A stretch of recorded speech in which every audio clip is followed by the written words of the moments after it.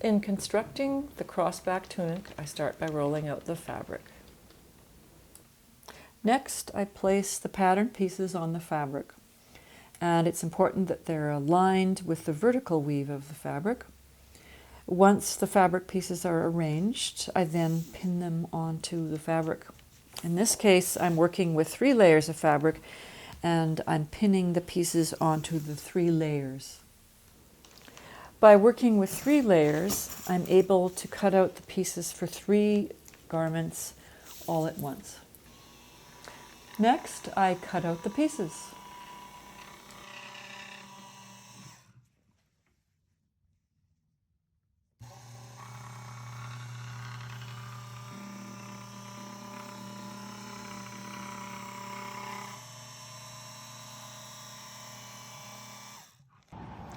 Here I have the sides of the tunic there, and then I have the sides of the tunic here. I will sew those, and then here it is.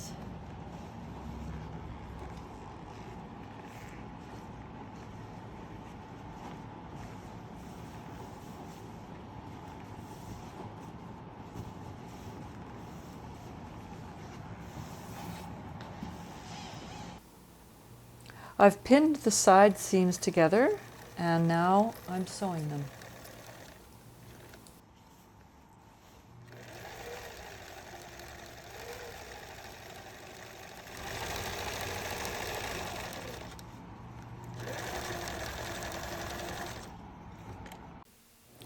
After sewing the seams, I sew them with an overcast stitch, which is called a serged seam, to cover the raw edges to keep them from fraying.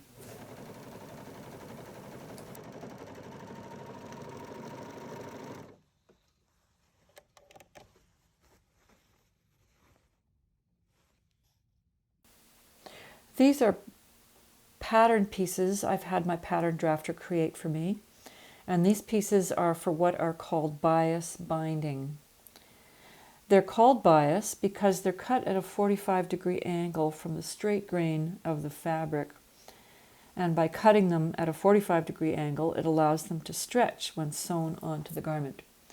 And as you can see here, I'm showing you where the straight grain of the fabric is and where the 45-degree angle is. These are the many pieces of bias that I've cut, and each garment takes 6 pieces of bias that are sewn together.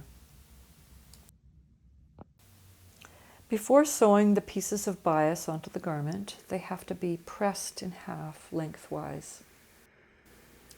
These bias pieces will result in a nice finished edge on the garment.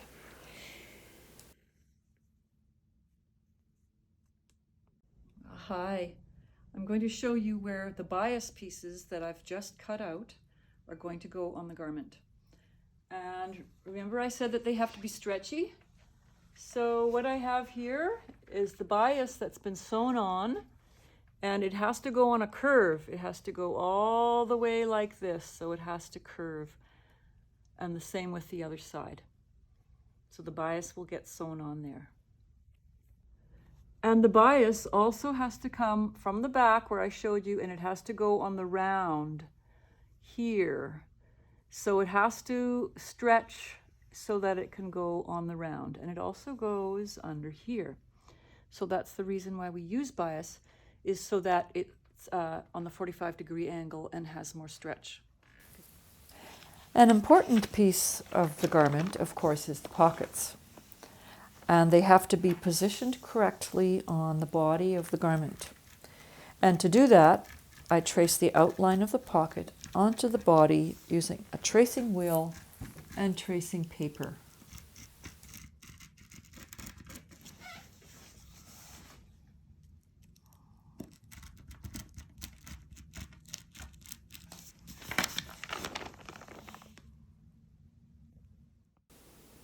I pin the pocket onto the garment, and then I sew the pocket onto the garment.